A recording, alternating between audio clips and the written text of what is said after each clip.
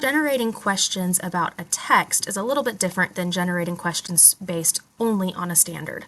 I'm going to use an excerpt from Romeo and Juliet to demonstrate this tool, and I'm going to use Brisk this time. So I've inserted an excerpt from Romeo and Juliet, Act 2, Scene 2, into a new Google Doc. Once that text is in the doc, I can click the Brisk icon in the lower right corner, and I'm going to choose Create. One of the options is DOK questions. I will choose the correct grade level. I'll use 9th grade. And then I'll choose my standards. I'm going with Tennessee Language Arts Standards, 9th grade, and then I'll use Reading Literature.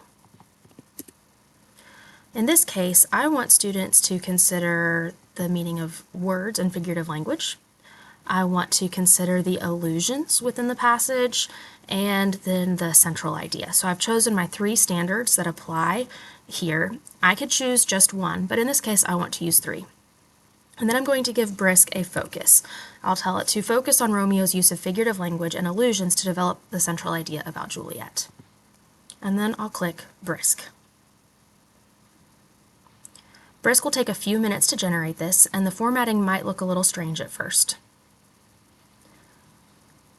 As it continues, though, you'll see that we have questions at each DOK as well as an activity to go along with those questions. I also really appreciate the way Brisk now uses the outline in Google Docs to organize the questions.